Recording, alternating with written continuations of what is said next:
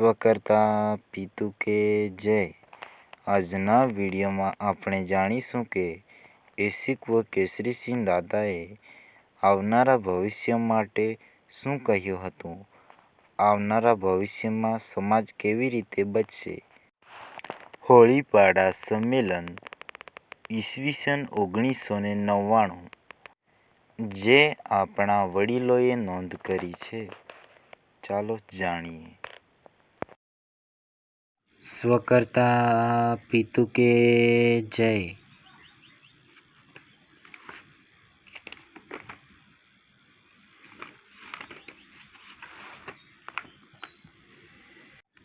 હોળીપાડા સંમેલન 1999, એસિકવર કેસરીસિંહ દાદા.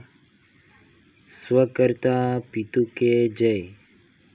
મને બહુ અસંતોષ છે. બધા જતા રહેશે તો બધાને સાચવશે કોણ? કોઈ સાથે લડાઈ ઝઘડો કરવો નહીં. પ્રેમથી રહેજો, રડશો નહીં. નાના મોટા બધા પાયમાલ થવાના છે, કારણ કે ભૂખા છે. રૂબાબ કરવા જાશે તે વહેલો જશે. આ દશા નહીં આવે તે પહેલાં આપણે શીખી જઈએ તો સારું. હું બહુ વિચાર કરું છું. કલ્પના કરું, આ સાહેબ પહેલાં મરી જશે. ચેતજો, રડતા નહીં. આરામ ખુરશીમાં કોણ જાણે કેમ કરતા હાહા નીકળી જશે. રડતા નહીં દેખાશે. મને તમે ઠોકાઈ ની જાય તે યાદ રાખજો.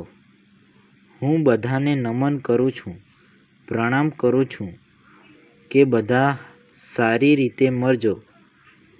બધા સુધરી જજો, ચેતી જજો ને. હવે આવી ગયું છે. મને ઓળખી લેજો, ચેતી જજો. કોઈના ભરોહે લાગતા નહીં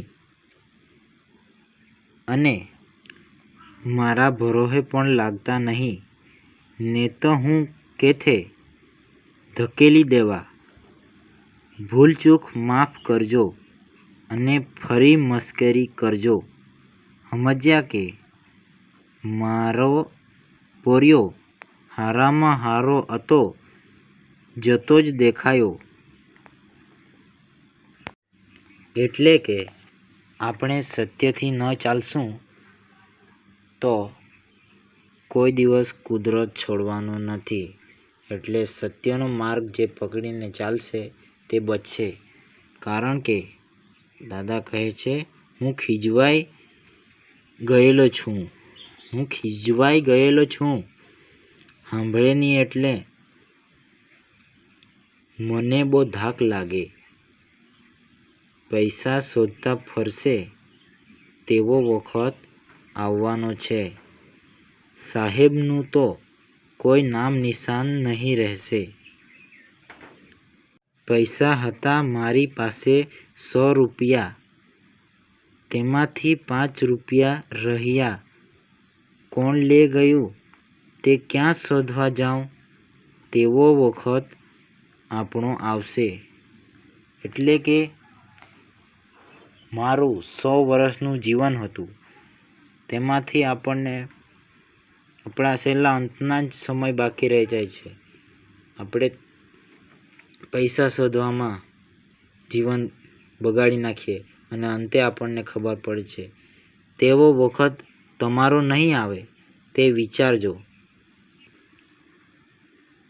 ચેતી જજો, ચેતજો, બડાઈ નહીં કરતા.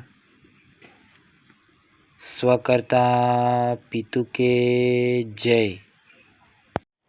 जो कोई व्यक्ति पढ़ना चाहता है तो इसे स्क्रीनशॉट ले सकते हैं.